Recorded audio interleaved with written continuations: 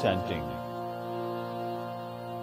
First we'll chant A, U and Ma separately, then we'll chant together.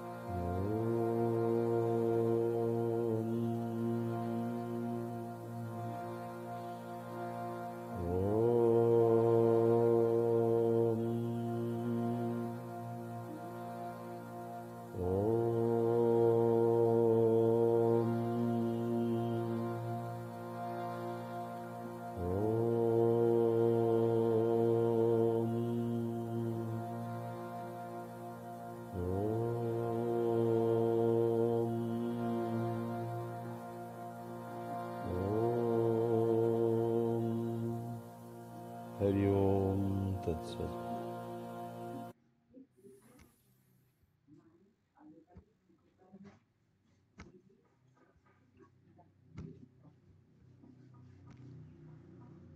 এরপর ভক্তিগীতি গাইবেন Nivedita ma'am.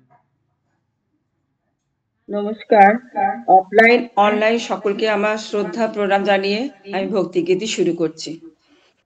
প্রভু আমার প্রিয় আমার পরম ধন হে, চির পথের সঙ্গী আমার চির জীবন হে, প্রভু আমার প্রিয় আমার পরম ধন হে, চির পথের সঙ্গী আমার চির জীবন হে, তৃপ্তি আমার তৃপ্তি মোর মুক্তি আমার বন্ধন দূর, তৃপ্তি আমার অতৃপ্তি মোর মুক্তি আমার বন্ধন দূর, দুঃখ সুখের চরম আমার জীবন মরণ হে, চির পথের সঙ্গী আমার চির জীবন হে, প্রভু আমার প্রিয় আমার পরম ধন হে, চির পথের সঙ্গী আমার চির জীবন হে, আমার সকল গতির মাঝে পরম গতি হে, নিত্য প্রেমের ধামে আমার পরম গতি হে, আমার সকল গতির মাঝে পরম গতি হে, নিত্য প্রেমের মাঝে আমার পরম গতি হে, ওগো সবার ওগো আমার বিশ্ব হতে চিত্তে বিহার, ওগো সবার ওগো আমার বিশ্ব হতে চিত্তে বিহার, অন্তবিহীন লীলা তোমার নূতন নূতন হে, চির পথের সঙ্গী আমার চির জীবন হে, প্রভু আমার প্রিয় আমার পরম ধন হে, চির পথের সঙ্গী আমার পরম চির জীবন হে, নমস্কার। গাইতেই পারছি না, তাদেরকে গাইবো। এরপর রূপা ম্যাডাম গীতা পাঠ করবেন 19 নম্বর এবং 20 নম্বর শ্লোক।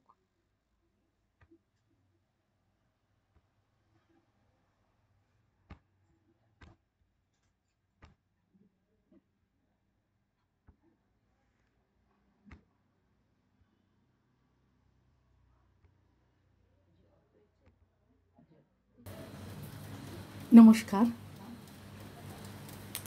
আজকের পাঠ্যচক্রে সকল ভক্তবৃন্দকে স্বাগত জানাই। চলুন সকলে একসাথে কৃষ্ণ বন্দনা দিয়ে শুরু করি আজকের শ্রীমদ্ ভগবদ গীতার 17 নম্বর অধ্যায়ের 19 এবং 20 নম্বর শ্লোক। বসুদেব সুতং দেবং কংসচানুরমর্দনম দেবকী পরমানন্দং কৃষ্ণ বন্দে জগদ্গুরুম কৃষ্ণ বন্দে জগদ্গুরুম। জয় শ্রীকৃষ্ণ। আমাদের পাঠচক্রে এখন 17 নম্বর অধ্যায়, শ্রীমদ্ ভগবদ গীতার 17 নম্বর অধ্যায় আমাদের পাঠ চলছে। গতদিন 18 পর্যন্ত পড়া হয়েছিল, আজকে 19 নম্বর শ্লোক। 17 নম্বর অধ্যায়ে শ্রদ্ধাত্রয় বিভাগ যোগ, অর্থাৎ সাত্ত্বিক, রাজসিক এবং তামসিক এই 3 গুণ নিয়েই ভগবান শ্রীকৃষ্ণ অর্জুনকে বিশ্লেষণ করেছেন। 19 নম্বর শ্লোকে শ্রীকৃষ্ণ অর্জুনকে বলছেন, মূঢ় গ্রাহিণাত্মনো যৎ পীডয়া ক্রিয়তে তপঃ পরস্যৎ সাধনার্থো वा তত্তামসমুদাহৃতম। মূঢ় মানে মূঢ়, গ্রাহেণাৎ মানে আগ্রহের দ্বারা, আত্মনা নিজের, পীডয়া মানে পীড়ার দ্বারা, ক্রিয়তে অনুষ্ঠিত হয়, তপঃ তপস্যা, পরস্য অপরের, সাধনার্থম মানে বিনাশের জন্য, উৎসাধনার্থম মানে বিনাশের জন্য, তামসম তামসিক, উদাহৃতম বলা হয়। তাহলে কি বললে? মূঢ় গ্রাহিণাত্মনো যৎ পীডয়া ক্রিয়তে তপঃ পরস্যৎ সাধনার্থো वा তত্তামসমুদাহৃতম। যে তপস্যা অজ্ঞান বশে কষ্ট সহ্য করে বা রাগ ও দ্বেষের প্রভাবে করা হয়, দ্বেষ মানে হিংসা, রাগ, এইভাবে যে তপস্যা করা হয় সেটা তামসিক তপস্যা বলে পরিচিত। মানে আমার ভেতরে প্রচণ্ড রাগ, আমি ভাবছি না আমাকে এটা করতেই হবে, অন্যের ক্ষতি করার জন্য আমাকে এই তপস্যাটা করতেই হবে, আমার ভেতরে প্রচণ্ড দ্বেষ রয়েছে, হিংসা রয়েছে, কিন্তু আমি কষ্ট সহ্য করে তপস্যা করে যাচ্ছি, সেই তপস্যার কোনো ফল নেই। নির্বোধ তপশ্চর্যার অনেক দৃষ্টান্ত রয়েছে, যেমন হিরণ্যকশিপু যে অমরত্ব লাভ করে দেবতাদের হত্যা করবার জন্য তপস্যা করছিল, কিন্তু পরিণামে কি হলো?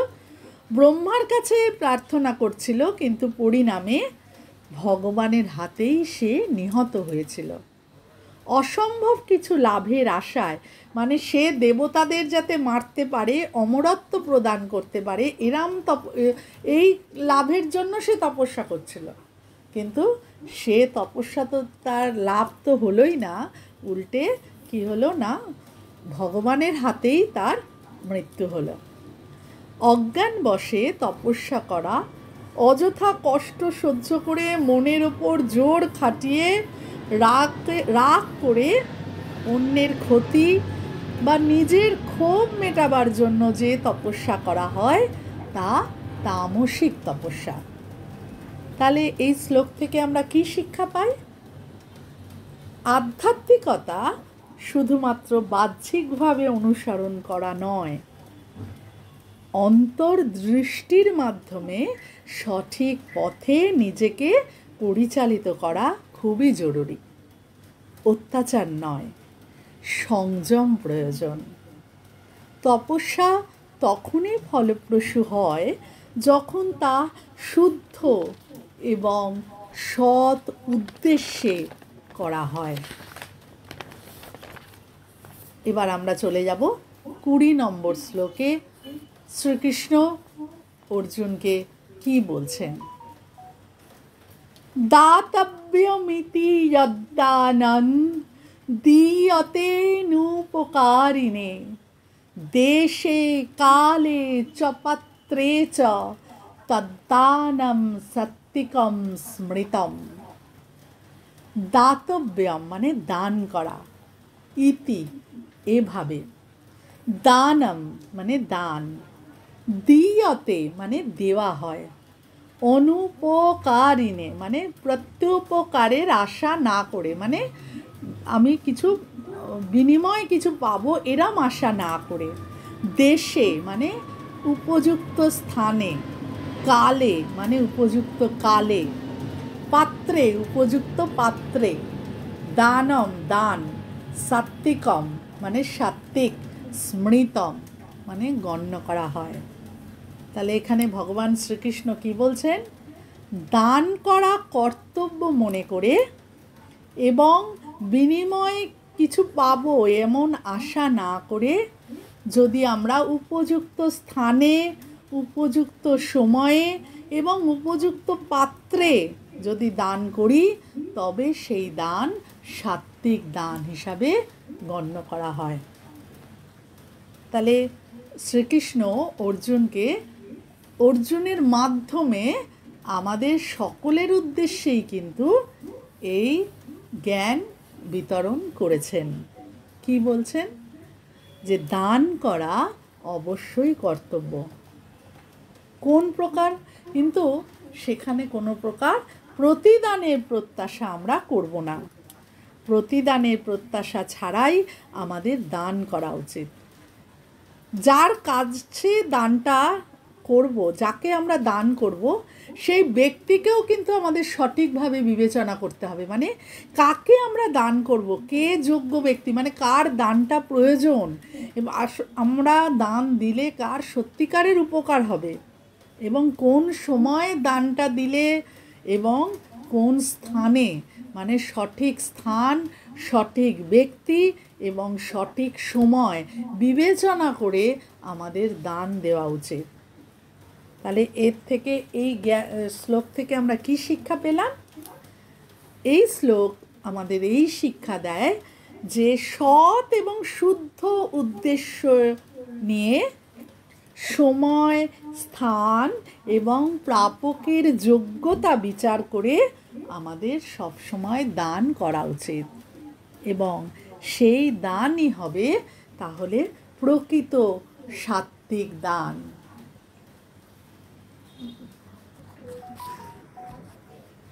চলুন আমরা শ্রীকৃষ্ণের প্রণাম মন্ত্র দিয়ে আজকের পাঠ শেষ করব। যোগেশম সচ্চিদানন্দ বাসুদেবায়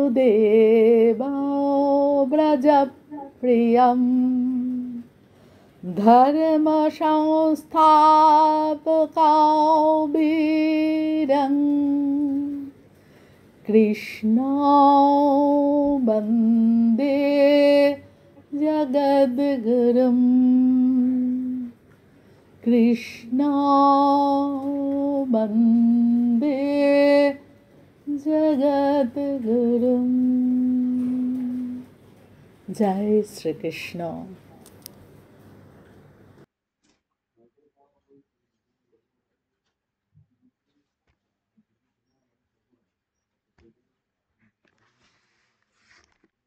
এরপর ভক্তিগীতি গাইবেন রিনা ম্যাডাম।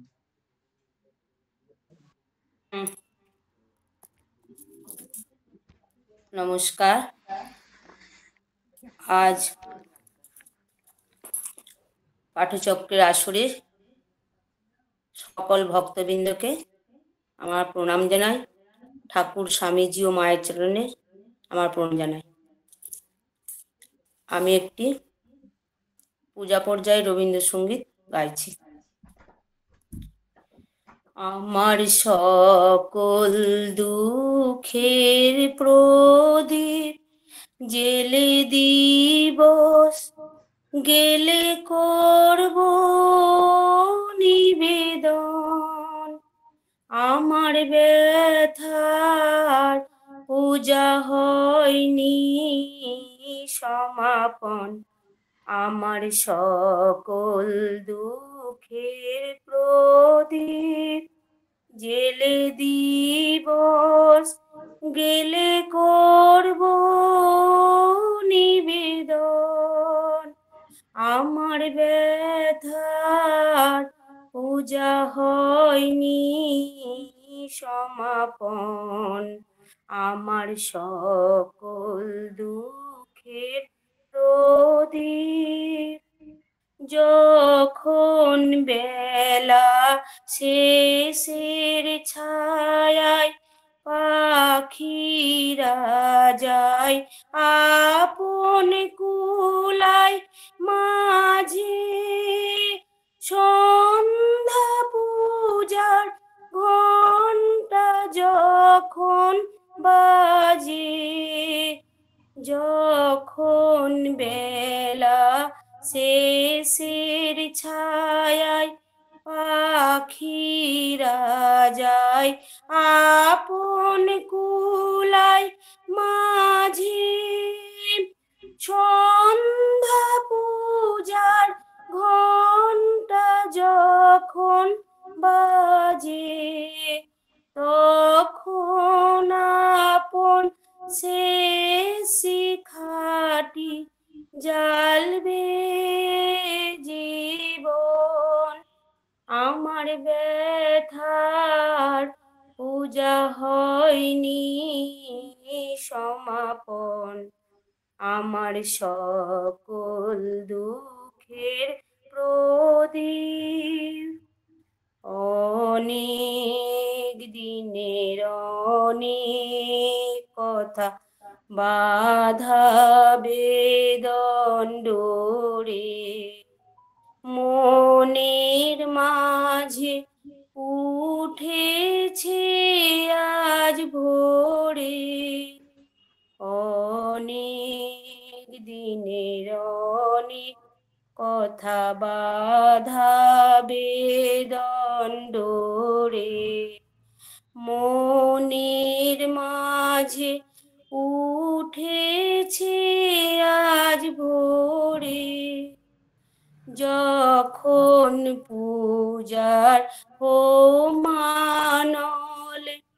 উঠবে জ্বলে একে একে তারা, আকাশ পানে ছুটবে বাঁধন হারা, যখন পূজার হোমানলে উঠবে জ্বলে একে একে তারা, আকাশ পানে ছুটবে বাঁধন হারা, অস্ত রবির ছবির সাথে মিলবে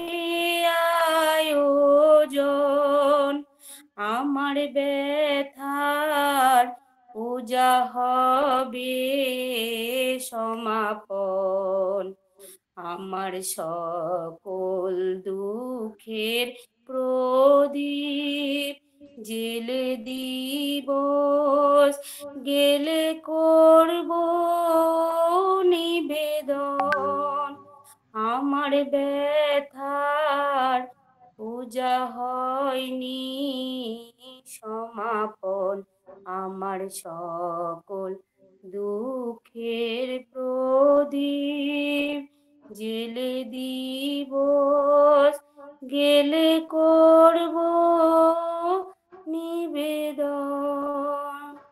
নমস্কার। আমাকে বলবে। এরপর কঠোপনিষদ পাঠ করবেন 7 নম্বর এবং 8 নম্বর মন্ত্র নিবেদিতা ম্যাম। কঠোপনিষদের দ্বিতীয় বল্লীর 7 নম্বর আর 8 নম্বর পাঠ। প্রথমে শান্তি পাঠ। ওম সহনা ভবতু সহনো ভুনক্তু সহ বীর্যং করবাবহে তেজস্বী নাবোধিতমস্তু মা বিদ্বিষাবহে। ওম শান্তি শান্তি শান্তি। একটু আগেরটা বলে নি। যমরাজ যখন বুঝলেন যে নচিকেতাই একমাত্র এই আত্মতত্ত্ব জ্ঞান লাভের যোগ্য, তা সত্ত্বেও যমরাজ নচিকেতাকে বোঝাতে চাইলেন যে প্রেয় কি বা শ্রেয়টাই বাকি। প্রেয় হচ্ছে মঙ্গল কামনা, আর শ্রেয় আর প্রেয় হচ্ছে কামনা বাসনা। তারপরে বলতে লাগলেন ধীর বুদ্ধি মন্দ বুদ্ধি। এখানে ধীর বুদ্ধি বলতে বলেছেন যে বুদ্ধিমান লোক মানে জ্ঞানী, আর মন্দ বুদ্ধি বলতে বলেছেন মানে কম বুদ্ধি সম্পন্ন লোক। এইভাবে নানাভাবে যমরাজ নচিকেতাকে বোঝাতে চাইলেন। যেমনি একটা উদাহরণ দিলেন যে যেমন হাঁসদেরকে যদি জলের মধ্যে দুধ দেওয়া হয় তাহলে সে কি করবে, তারা দুধটা পান করে নেবে, জলের মধ্যে থেকে দুধটা পান করে নেবে। আবার এক জায়গায় বোঝাচ্ছে যে যারা জড় বুদ্ধি মানে মন্দ বুদ্ধি, তাদেরকে কাদের সঙ্গে তুলনা করছে না অন্ধেন এবং নিয়মানা অন্ধা। অর্থাৎ অন্ধরা যখন অন্ধের দ্বারা পরিচালিত হয় তাহলে সে কেমন ভাবে পরিচালিত হবে, তাদেরকে এরকম জড় বুদ্ধি বলে বর্ণনা করছে। এরপরে যমরাজ আসছেন যে এই আত্মতত্ত্ব জ্ঞান কারা কারা লাভ করতে পারে। আত্মতত্ত্ব জ্ঞান সবাই শুনতেও চায় না, বুঝতেও পারে না। বিশেষ বিশেষ দুর্লভ ব্যক্তিদের মধ্যে এই জ্ঞান পাওয়া যায়, বিতরণও করতে পারে, বা এই জ্ঞান নেবার ক্ষমতাও খুব কম সংখ্যক মানুষ গ্রহণ করতে পারে। আমি এবারে 7 নম্বর শ্লোকটি পাঠ করছি। শ্রবণায়াপি বহুর্ভিজো ন লভ্য শৃণ্বন্ত ওপি বহব জং ন বিদুহা আশ্চর্য বক্তা কুশলস্য লব্ধা আশ্চর্য জ্ঞাতা কুশলানুশিষ্টঃ। শ্রবণায়াপি বহুবি য ন লভ্য শৃণ্বন্তি ওপি বহব জং ন বিদুহা আশ্চর্য বক্তা কুশলস্য লব্ধা আশ্চর্য জ্ঞাতা কুশলানুশিষ্টঃ। এখানে ইয়া বহুভি যা বহু জনের, শ্রবণায় অপি শ্রবণের শোনার জন্য, লভ্য লভনীয় নয়, মানে এই আত্মতত্ত্ব শোনার যোগ্য সবাই নয়। বহব বহু লোক শৃণ্বন্ত অপি বহু লোক এটা শোনেও, ন বিদ কিন্তু বুঝতে পারে না। অশ্ব এই গুহতত্ত্বের বক্তা আশ্চর্য মানে বর্ণনাকারী পুরুষও আশ্চর্য, অর্থাৎ খুব দুর্লভ। এই আত্মতত্ত্ব জ্ঞান বিতরণ করার যে ব্যক্তি, সেই ব্যক্তিও খুব কম পাওয়া যায়। লব্ধা কুশল এই যে এই আত্মতত্ত্ব লাভ করেছে সেও খুব কুশল, মানে তাকেও সেই ব্যক্তিও কম পাওয়া যায়। কুশলানুশিষ্ট এই সুনিপুণ ব্যক্তির দ্বারা উপদেশ প্রাপ্ত জ্ঞাতা আশ্চর্য, জ্ঞাতাও দুর্লভ। তার মানে কি বলছে, এই আত্মতত্ত্ব জ্ঞান দেবার মতো ব্যক্তিও কম, শোনার মতো ব্যক্তিও কম, জ্ঞান অর্জন করার মতো ব্যক্তিও কম, দুর্লভ। এবারে এর সম্বন্ধে ব্যাখ্যা করছেন। আত্মতত্ত্ব যে কত দুর্লভ তা জানাবার জন্য যমরাজ বললেন নচিকেতাকে, আত্মতত্ত্ব সাধারণ বিষয় নয়। জগতে অধিকাংশ মানুষের সারা জীবনে আত্মতত্ত্বের কথা শোনার সুযোগই হয় না, মানে আত্মতত্ত্ব কথা শুনবার কাউকে সময়ই হয় না। তারা এমন পরিবেশে বাস করে যে সকাল হলেই ঘুম ভাঙার পর থেকে রাতে শুতে যাওয়ার পর্যন্ত কেবলমাত্র বিষয় নিয়েই তারা চিন্তা করে। তাহলে এখন আমাদের মতন মানুষরা কি করে না, সকাল থেকে ঘুম থেকে উঠে রাত্রি পর্যন্ত আমরা আমাদের কাজকর্ম করি এবং নানা রকম বিষয় আদি চিন্তা করি যে আরো কি করে এসব বাড়াবো, ধন সম্পত্তি বাড়াবো, ভালোভাবে থাকবো, এই চিন্তা নিয়েই আমরা 24 ঘন্টা ডুবে থাকি। আত্মতত্ত্ব শোনার বা বোঝার মতো কোনো চিন্তাই মনে আসে না। তাহলে এইরকম চিন্তা যদি আমরা করি তাহলে আত্মতত্ত্ব নিয়ে কি আমরা চিন্তা করতে পারবো? করতে পারি না। কিছু লোক এমন আছে যে এই বিষয় শোনা বা বোঝা কল্যাণকর মনে করে ভালোভাবে শোনে, কিন্তু বিষয়াসক্ত মনে ভালো করে ধারণা করতে পারে না। কিছু ব্যক্তি আছে যারা এই আত্মতত্ত্ব সম্বন্ধে শোনে, বুঝতেও পারে, কিন্তু সেটাকে মানে ভালো করে যে অর্জন করবার জ্ঞানটাকে সেটাকে নেবার মতন তাদের ক্ষমতাটা থাকে না। যে সকল বুদ্ধিমান ব্যক্তি এই তত্ত্ব বুঝতে পারে তাদের মধ্যেও এইরকম ব্যক্তি খুব দুর্লভ। মানে যারা এই আত্মতত্ত্ব জ্ঞান বুঝতে পারে তাদের মতন ব্যক্তি খুবই কম পাওয়া যায়, যারা এই আত্মতত্ত্বকে যথার্থভাবে বর্ণনা করতে পারে। আর এমন মানুষ তো বহু জনের মধ্যে 2-1 জনই হন। এটি যমরাজ বলতে চাইছেন যে এই আত্মতত্ত্ব জ্ঞান অর্জন করার বা নেবার ক্ষমতা খুব কম মানুষের মধ্যেই থাকে এবং তারা সেই জ্ঞান শোনার মতো দক্ষতা বা অর্জন করার মতো ক্ষমতা মানুষের সংখ্যা দুর্লভ।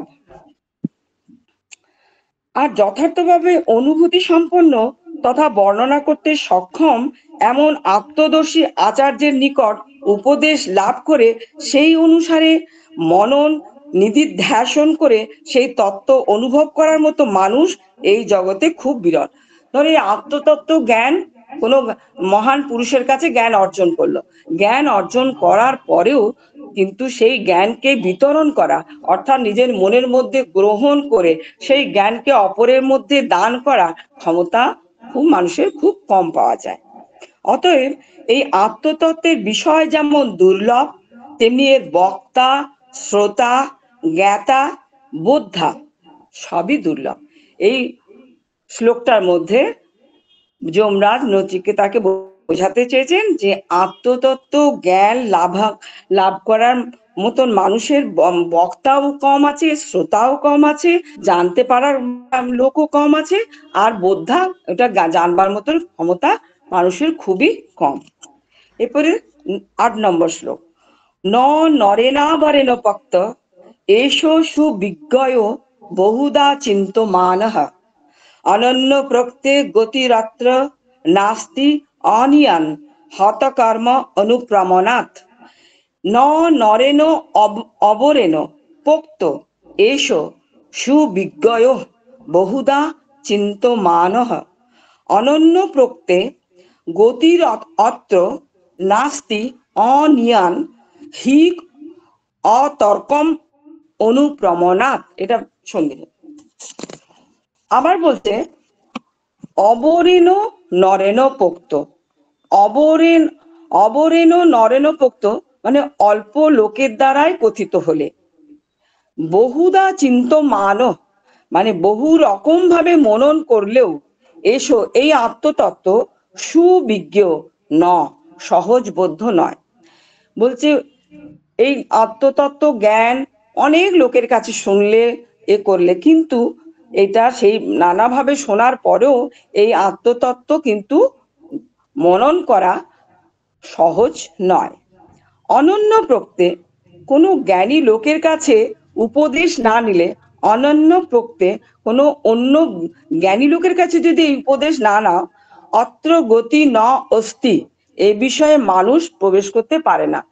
তার মানে বলছে কোনো জ্ঞানী মানুষের কাছ থেকে যদি এই জ্ঞান গ্রহণ করো তবেই তুমি এই বিষয়ে ঢুকতে পারবে। হি অনুপ্রমাণাৎ কেননা এই বিষয় অতি সূক্ষ্ম থেকেও অনিয়ান সূক্ষ্ম থেকেও অতি সূক্ষ্ম। কারণ যদি জ্ঞানী মানুষের কাছ থেকে যদি জ্ঞান গ্রহণ না করো, তাহলে এই জ্ঞান তুমি অর্জন করতে পারবে না। কেন এই জ্ঞান হচ্ছে সূক্ষ্ম থেকেও অতি সূক্ষ্ম এবং তর্কের অতীত। অতর্কম মানে তর্কের অতীত। তাহলে আবার এখানে আবার কি বলছে, অল্প লোকের দ্বারা কথিত বহু রকম মনন করলেও এই জ্ঞান সহজবোধ্য নয়। আবার কোনো জ্ঞানী লোকের কাছে যদি উপদেশ না নাও, তাহলে তুমি এই জ্ঞান বিষয়ে কোনো জ্ঞানই অর্জন করতে পারবে না, এই জ্ঞানের মধ্যে প্রবেশ করতে পারবে না। কারণ এই জ্ঞান হচ্ছে সূক্ষ্ম থেকেও সূক্ষ্মতর এবং তর্কের অতীত। এবারে এটার ব্যাখ্যা হচ্ছে, প্রকৃতি পর্যন্ত যত রকম সূক্ষ্মাতি সূক্ষ্ম তত্ত্ব আছে, এই প্রকৃতিতে যত সূক্ষ্ম থেকে সূক্ষ্মতর তত্ত্ব আছে, এই আত্মতত্ত্ব তার থেকেও সূক্ষ্ম। এই বিষয় এতই রহস্যপূর্ণ যে যতক্ষণ পর্যন্ত না এই বিষয়ে যথার্থ জ্ঞানী মহাপুরুষের কাছে উপদেশ পাওয়া যাচ্ছে, ততক্ষণ মানুষের এই তত্ত্বে প্রবেশ করা অত্যন্ত দুরূহ। তাহলে এই জ্ঞান অত্যন্ত জ্ঞানী পুরুষ, মানে যিনি অত্যন্ত জ্ঞানী, এই জ্ঞান সম্বন্ধে তত্ত্ব সম্বন্ধে জ্ঞান দিতে পারবেন, সেই মানুষের কাছেই যদি এই জ্ঞান অর্জন করা হয়, তবেই এই জ্ঞান লব্ধ হবে, না হলে এই জ্ঞান সহজবোধ্য নয়। অল্পজ্ঞ সাধারণ ব্যক্তি যদি এই সম্বন্ধে বক্তৃতা করে আর সেই মতো কেউ সারা জীবন নানাভাবে এই তত্ত্ব জ্ঞান লাভের চেষ্টা করে যায়, তো তার কোনোদিনই আত্মজ্ঞান লাভ হয় না।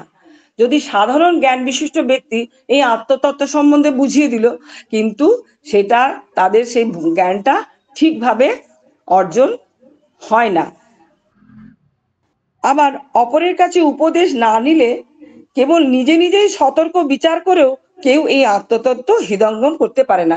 আবার কাউকার কাছে জ্ঞান নিল না, নিজেই আত্মতত্ত্ব পাঠ পড়লো, পড়ে সেই জ্ঞানটাকে অর্জন করলো, সেই জ্ঞানও কিন্তু ঠিক মতো হৃদয়ঙ্গম হয় না বা গ্রহণ করতে পারে না।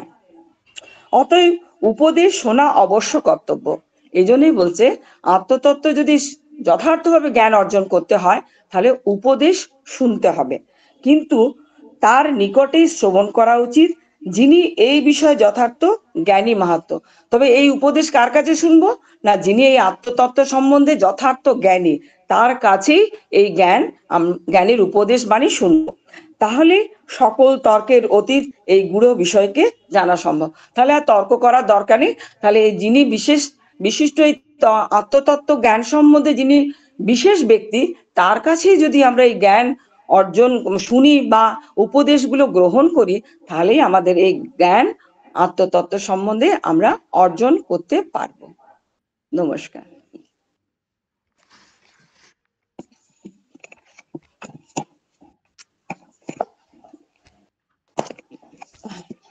এরপর ভক্তিগীতি গাইবেন শিউলি ম্যাডাম।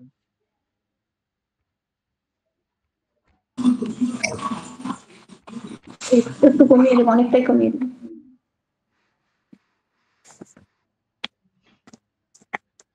নমস্কার, শুভ সন্ধ্যা।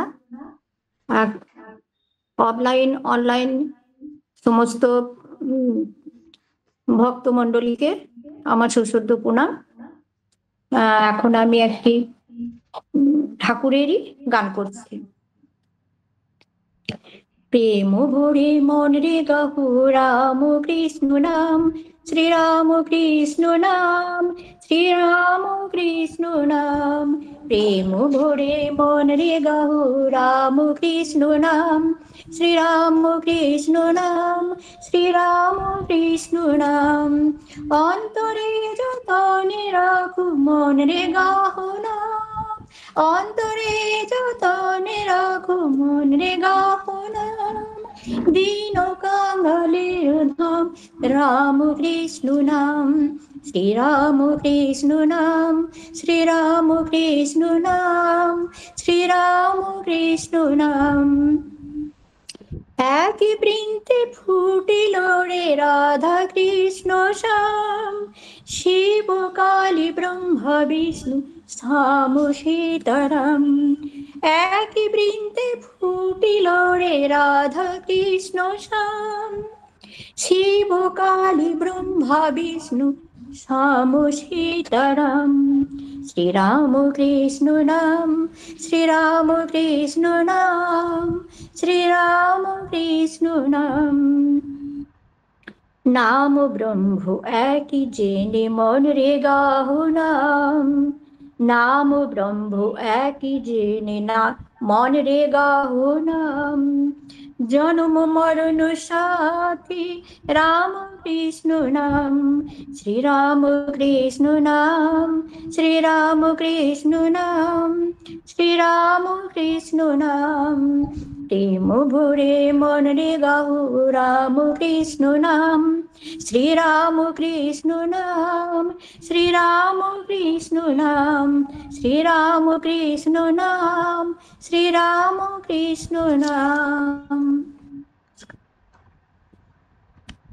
নমস্কার। এরপর সারদা মায়ের কথা পাঠ করবেন মিতা ম্যাম।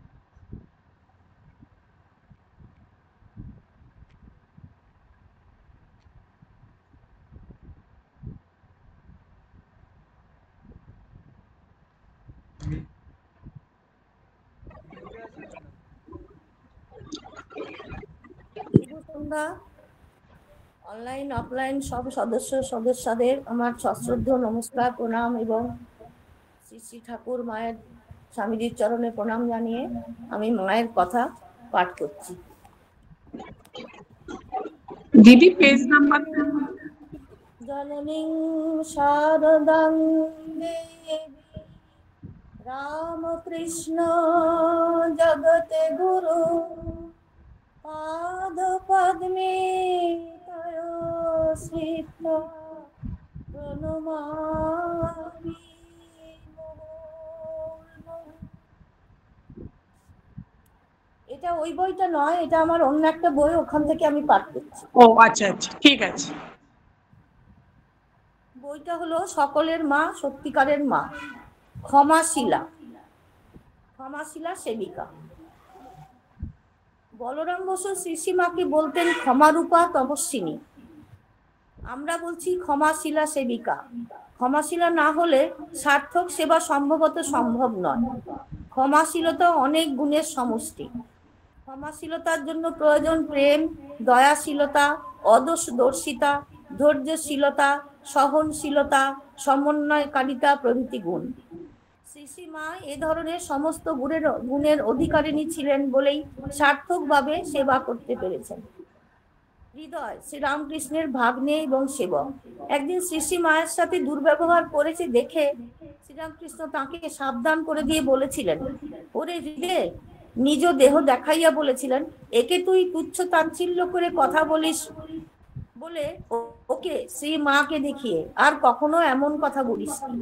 এর ভেতরে যে আছে সে ফোঁস করলে হয়তো রক্ষা পেলেও পেতে পারিস, কিন্তু ওর ভেতরে যে আছে সে ফোঁস করলে তোকে ব্রহ্মা বিষ্ণু মহেশ্বরও রক্ষা করতে পারবেন না। কিন্তু শ্রীরামকৃষ্ণের সেই সাবধান বাণী হৃদয় শোনেনি। শ্রী শ্রী মা 1881 খ্রিস্টাব্দে ফেব্রুয়ারি এবং মার্চ মাসে তার মাকে শ্যামাসুন্দরী দেবীকে সঙ্গে নিয়ে দক্ষিণেশ্বরে আসেন। যেতেই হৃদয় কিছু একটা ভেবে বলতে থাকলো, কেন এসেছো, কি জন্য এসেছো, এখানে কি? শ্রী মা বলছেন, ঠাকুর হৃদয়ের ভয়ে আগাগোড়া কিছু বলেননি। এর থেকে বোঝা যায় শ্রীরামকৃষ্ণ হৃদয়কে কতটা ভয় পেতেন এবং তার দুর্ব্যবহারের জন্য অথচ তাকে কিছু বলতে পারতেন না, তার সেবার উপর নির্ভরশীল ছিলেন বলে। শ্রীরামকৃষ্ণের এবং শ্রী শ্রী মায়ের প্রতি দুর্ব্যবহারের ফলে কিনা আমরা জানি না, হৃদয়কে এর কিছুদিনের মধ্যে সম্পূর্ণ ভিন্ন একটি কারণে দক্ষিণেশ্বর ছেড়ে চলে যেতে হয়। ফিরে আসার সময় শ্রী শ্রী মা সংকল্প করেছিলেন, শ্রীরামকৃষ্ণ তাকে ডেকে না নিয়ে আসা পর্যন্ত তিনি দক্ষিণেশ্বরে আর ফিরে আসবেন না। হৃদয় চলে যাবার পর শ্রীরামকৃষ্ণের খুবই কষ্ট হচ্ছিল, কারণ তার সেবা করবার জন্য কেউ ছিল না। শ্রীরামকৃষ্ণ দক্ষিণেশ্বরে ফিরে আসার জন্য শ্রী শ্রী মাকে খবর পাঠান, এখানে আমার কষ্ট হচ্ছে, রামলাল মা কালীর পূজারী হয়ে বামুনদের দলে মিশেছি, এখন আমাকে আর অত খোঁজ করে না। তুমি অবশ্য আসবে, দুলি করে হোক পালকি করে হোক, 10 টাকা লাগুক 20 টাকা লাগুক আমি দেব, এই খবর পেয়ে শ্রী শ্রীমা 1882 খ্রিস্টাব্দে দক্ষিণেশ্বরে ফিরে আসেন। এসব ঘটনার অনেক পরে স্বামী অরূপানন্দ হৃদয় সম্বন্ধে শ্রী শ্রী মাকে প্রশ্ন করেন। তিনি ঠাকুরকে অনেক কষ্টও নাকি দিতেন, গালমন্দ করতেন। উত্তরে শ্রী শ্রী মা বলেন, যে অত সেবা করে পালন করেছে সে একটু মন্দ বলবে না? যে যত্ন করে সে অমন বলে থাকে। শ্রী শ্রী মা জানতেন হৃদয় শ্রীরামকৃষ্ণের সাথে দুর্ব্যবহার করত, তার সাথেও হৃদয় দুর্ব্যবহার করেছে, কিন্তু সে সব ভুলে গিয়ে হৃদয়কে ক্ষমা করে কি সুন্দরভাবে হৃদয়ের সমর্থনে কথা বললেন শ্রী শ্রী মা। দক্ষিণেশ্বরে শ্রী শ্রী রামকৃষ্ণের অসুস্থতার সময়ে শ্রী শ্রী মাই তার সেবা করেছিলেন। কিন্তু শ্রীরামকৃষ্ণের রোগটি যখন ক্যান্সার বলে নির্দিষ্ট হলো, তখন ত্যাগী সন্তানেরা এবং গৃহী ভক্তেরা পরামর্শ করে চিকিৎসার জন্য শ্রীরামকৃষ্ণকে কলকাতা নিয়ে গেলেন। এই অবস্থায় প্রথম দিকে শ্রী শ্রী মা দক্ষিণেশ্বরেই রয়ে গেলেন। সে সময় গোলাপ মা একদিন যোগেন মাকে কথায় কথায় বলেছিলেন, দেখো যোগেন ঠাকুর বোধহয় মায়ের ওপর রাগ করে চলে গেছেন। যোগেন মা ওই কথা শ্রী শ্রী মাকে বলেন। শ্রী শ্রী মা গাড়ি করে কলকাতায় গিয়ে কাঁদতে কাঁদতে শ্রীরামকৃষ্ণকে বলেন, তুমি নাকি আমার উপর রাগ করে চলে এসেছো? ঠাকুর বললেন, না, কে তোমায় এই কথা বলেছে? উত্তরে শ্রীরামকৃষ্ণকে শ্রী শ্রী মা বললেন, গোলাপ বলেছে। এই কথা শুনে শ্রীরামকৃষ্ণ রেগে গিয়ে বললেন, হ্যাঁ, সে এমন কথা বলে তোমায় কাঁদিয়েছে? সে জানে না তুমি কে? গোলাপ কোথায়? আসুক না। মা তখন শান্ত হয়ে দক্ষিণেশ্বরে চলে এলেন। পরে গোলাপ মা শ্রীরামকৃষ্ণের কাছে এলে ঠাকুর তাকে খুব ভর্ৎসনা করে বললেন, তুমি কি কথা বলে ওকে কাঁদিয়েছ? জানো না ওকে? এখনই গিয়ে তার কাছে ক্ষমা চাওগে। গোলাপ মা তখনই হেঁটে দক্ষিণেশ্বরে গিয়ে শ্রী শ্রী মায়ের কাছে কাঁদতে কাঁদতে বলেন, মা, ঠাকুর আমার ওপর ভয়ানক রাগ করেছেন, আমি না বুঝতে পেরে অমন কথা বলেছি। শ্রী শ্রী মা কোনো কথা না বলে খালি হেসে ও গোলাপ বলে পিঠে 3টি চাপড় দিতেই গোলাপ মার সব দুঃখ যেন কোথায় চলে গেল এবং তার মন শান্ত হলো। এই ঘটনাটি গোলাপ মা শ্রীমতী সরলাবালা সরকারকে বলেছিলেন। এই ঘটনাটি থেকে আমরা বুঝতে পারি শ্রী শ্রী মা কত সহজে দুঃখ ও অভিমানকে দূর করে দিয়ে হাসি মুখে অপরাধ মার্জনা করতে পারতেন। যোগেন মার মনে একবার সংশয় আসে, ঠাকুর এমন ত্যাগী ছিলেন আর মাকে দেখছি ঘোর সংসারী মতন, ভাই ভাইপো ভাইজিদের জন্য অস্থির, কিছুই বুঝতে পারি না। একদিন গঙ্গার ঘাটে ধ্যান করতে বসে তিনি দেখলেন শ্রীরামকৃষ্ণ সামনে দাঁড়িয়ে আছেন। দেখো গঙ্গায় কি ভাসছে। যোগেন মা দেখেন একটি সদ্যজাত শিশু নারী বুড়ি জড়ানো গঙ্গায় ভেসে যাচ্ছে। শ্রীরামকৃষ্ণ বললেন, গঙ্গা কি কখনো অপবিত্র হয়? না, তাকে কিছু স্পর্শ করে ওকে তেমনি জানবে, ওর উপর সন্দেহ এলো না। একে নিজেকে দেখাইয়া অভেদ জানবে। গঙ্গা থেকে ফিরে এসে শ্রী শ্রী মাকে প্রণাম করে যোগেন মা বললেন, তোমার ওপর অবিশ্বাস এসেছিল, তা ঠাকুর আমাকে দেখিয়ে দিলেন। তার উপর অবিশ্বাস এসেছিল জেনেও যোগেন মা সম্পর্কে ক্ষমারূপা শ্রী শ্রী মার কোনো বিরূপ ভাব হলো না। শ্রী শ্রী মা একটু হেসে যোগেন মাকে বললেন, তার আর কি হয়েছে? অবিশ্বাস তো আসবেই, সংশয় আসবে, আবার বিশ্বাস হবে। এই রকম করেই তো বিশ্বাস হয়, এই রকম হতে হতে তবেই পাকা বিশ্বাস হয়। শ্রী শ্রী মায়ের অতি স্নেহাস্পদ কনিষ্ঠ ভাই অভয় দেহত্যাগ করেন 2রা অগাস্ট 1899। অভয়ের স্ত্রী এবং তার মৃত্যুর পর যে কন্যা জন্মেছিল উভয়কে শ্রী শ্রী মা আশ্রয় দেন। অভয়ের স্ত্রী সুরবালা পাগল হয়ে গিয়েছিলেন। রামকৃষ্ণ সঙ্গে তিনি পাগলি মামি বলে পরিচিত ছিলেন। তার কন্যাটির নাম রাধারানী বা রাধু। শ্রীরামকৃষ্ণ এই রাধুকেই অবলম্বন করে এই পৃথিবী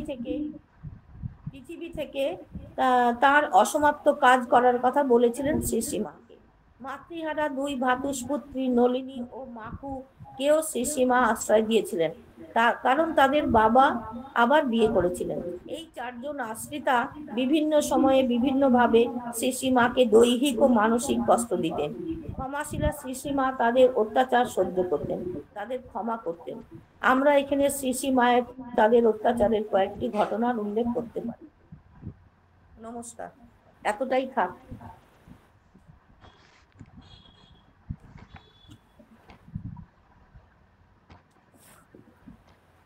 দেবশ্রী ম্যাম রেডি করেছেন? দেবশ্রী ম্যাম মিউটে আছেন আপনি। বলছি আমার কাছে স্বামী গম্ভীরানন্দের লেখা বইটা নেই, মায়ের কথা। তাহলে আপনি পাঠ করবেন, যেটা আছে সেটা অন্য দেখে। বই থেকে করব? হ্যাঁ, করুন একটু। আচ্ছা,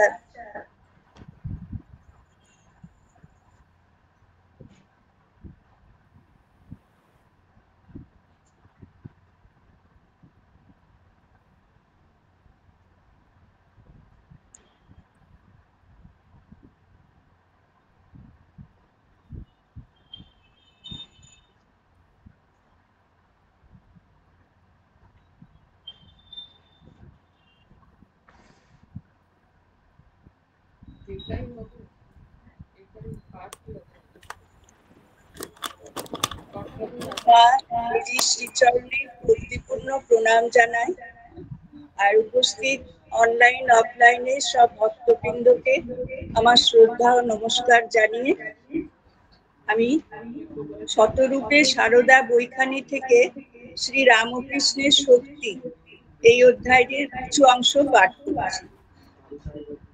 জননীং শারদাং দেবী রামকৃষ্ণং জগদ্গুরু পাদপদ্মে তয়োশ্রীত্বা প্রণমামি মুহুর্মুহু। রামকৃষ্ণদেবের এবার ঐশ্বর্যবিহীন লীলা, তার শক্তিরূপিণী সারদা দেবীও অবগুণ্ঠিতা, লজ্জা পটাবৃতা। শ্রী রামকৃষ্ণ যেন ছদ্মবেশে এসেছিলেন, সারদা দেবীও এসেছিলেন সঙ্গোপনে, স্বরূপ থেকে।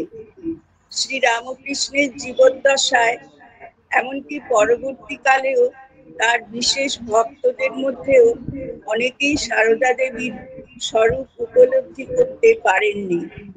তিনি পাহাড় পর্বতে তপস্যা করতে যাননি, বক্তৃতা দেননি, গ্রন্থাদি রচনা করেননি। শ্রী রামকৃষ্ণ ভক্তমণ্ডলী এমনকি ত্যাগী শিষ্যদের অনেকের সঙ্গেও সামনাসামনি তিনি কখনো কথা বলেননি, অথচ লোকচক্ষুর অন্তরালে থেকে একটা মহাজীবনের আদর্শ কিভাবেই না তিনি জগতের কাছে রেখে গিয়েছেন। শ্রী রামকৃষ্ণ যেমন ছোটখাটো দু চারটি কথায় কোনো কোনো সময়ে নিজের স্বরূপের ইঙ্গিত করেছিলেন, তেমনি অল্প দু একটি কথা ও কাজের মাধ্যমে তার লীলা সঙ্গিনীর স্বরূপ প্রকাশের দ্বারা সারদা দেবীর জীবনের মহিমার প্রতি জগতের দৃষ্টি আকর্ষণ করেছিলেন। স্থূল দেহে এমনকি সূক্ষ্ম দেহেও তিনি বিভিন্ন জনের কাছে শ্রী মায়ের স্বরূপ প্রকাশ করেছিলেন। তা না হলে শ্রীমা হয়তো বড়জোর একজন উচ্চকোটি সাধিকা বা সিদ্ধারূপেই পরিচিতা হতেন। এমনকি শ্রী রামকৃষ্ণ শিষ্য বা ভক্তমণ্ডলীও তাকে হয়তো নেহাত গুরুপত্নী রূপেই শ্রদ্ধা দেখাতেন। সারদা দেবী সম্বন্ধে শ্রী রামকৃষ্ণ বলেছেন, ও মানে শ্রীমা সারদা সরস্বতী জ্ঞান দিতে এসেছে। রূপ থাকলে পাছে অশুদ্ধ মনে দেখে লোকের অকল্যাণ হয়, তাই এবার রূপ ঢেকে এসেছে। আবার বলেছিলেন, ও জ্ঞানদায়িনী মহাবুদ্ধিমতী, ও কি যে সে, ও আমার শক্তি। আবার কখনো ইঙ্গিতময় ভাবে বলেছেন, আমি কি আর লাউ শাক থাকি পুঁই শাক থাকিকে বে করেছি। এই প্রসঙ্গে স্বামী শারদানন্দের সঙ্গে জনৈক ভক্তের যে কথাবার্তা হয়েছিল সেটি এখানে উদ্ধার করা যেতে পারে।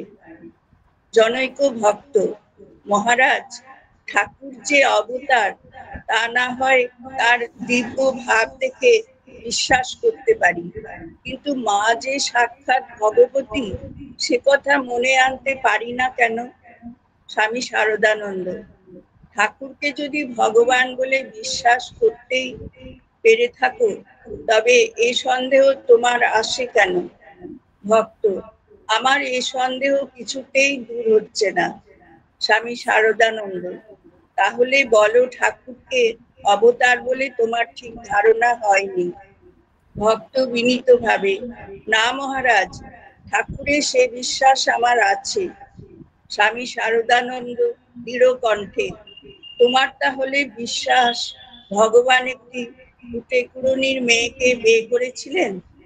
শ্রী রামকৃষ্ণ সারদা দেবী সম্পর্কে যে বললেন ও আমার শক্তি, এই শক্তি শব্দটি শ্রী রামকৃষ্ণ বিশেষ অর্থে ব্যবহার করেছেন। সাধারণত বিবাহিত পত্নীকে শক্তি বলা হয়, কিন্তু এক্ষেত্রে তিনি ব্রহ্ম ও শক্তির কথাই ইঙ্গিত করেছেন। শ্রী রামকৃষ্ণ ভগবান, সারদা দেবী আদ্যা শক্তি ভগবতী, যুগাবতারের শক্তি রূপিণী। তিনি যুগে যুগে অবতারের লীলাসঙ্গিনী হন। শ্রী রামকৃষ্ণের জীবনে দেখি যে তিনি ইঙ্গিত করছেন সারদা দেবী, সীতা এবং রাধা।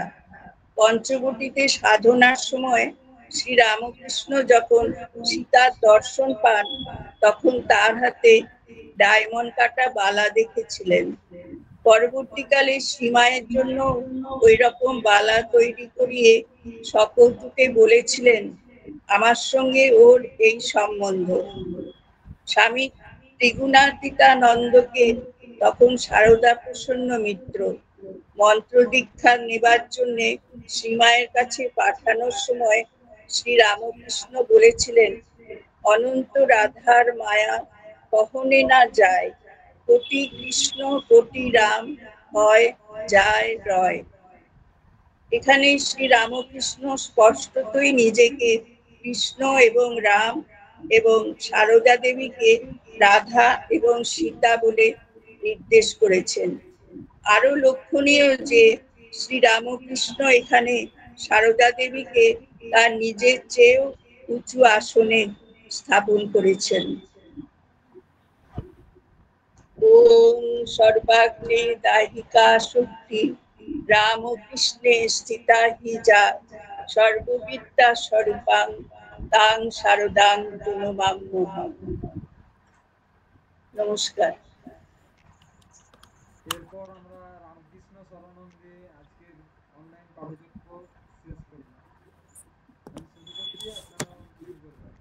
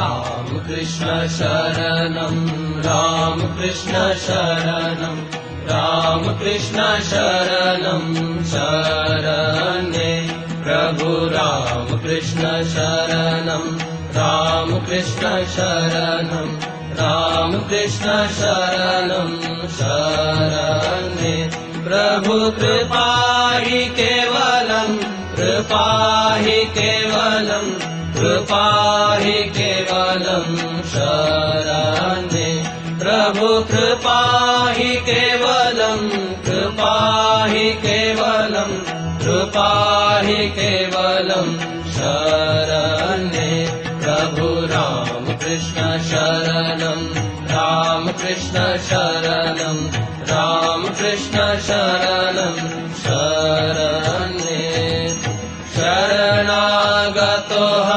शरणागतोऽहं शरणा शरणमहं शरण्ये शरणागतोऽहं शरणागतोऽहं शरणागतोऽहं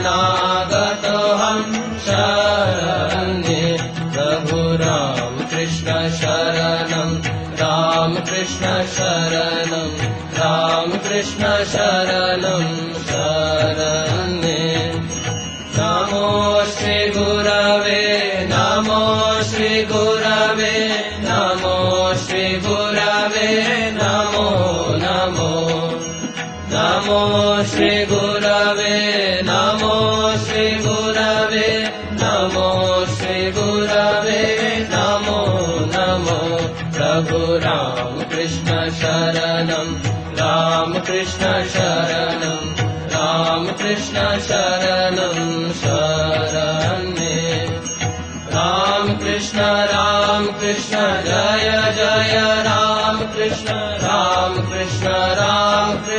जय जय राम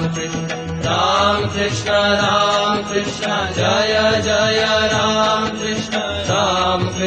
राम कृष्ण जय जय राम कृष्ण शरणं राम कृष्ण शरणं राम कृष्ण शरणं शरण्ये राम कृष्ण शरणं राम कृष्ण शरणं राम कृष्ण शरणं शरण्ये प्रभु कृपा हि केवलं कृपा हि केवलं कृपा हि केवलं शरण्ये प्रभु कृपा हि केवलं कृपा हि केवलं कृपा हि केवलं शरण्ये प्रभु राम कृष्ण शरणं राम कृष्ण शरणं राम कृष्ण शरणं शरण्ये शरणागतोऽहं शरणागतोऽहं शरणागतोऽहं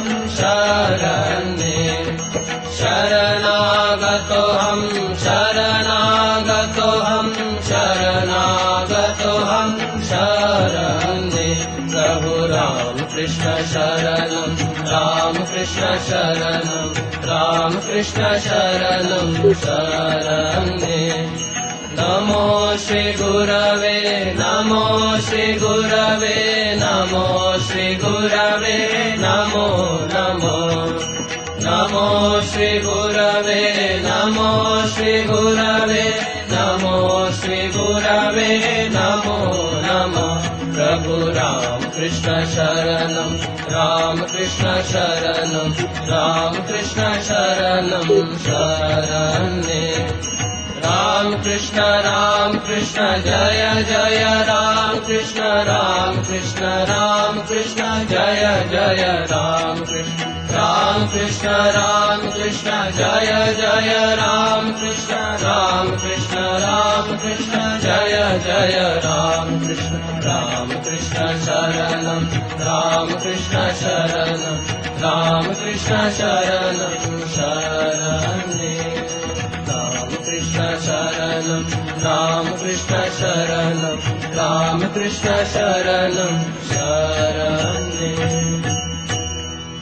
राम कृष्ण शरणं राम कृष्ण शरणं राम कृष्ण शरणं शरण्ये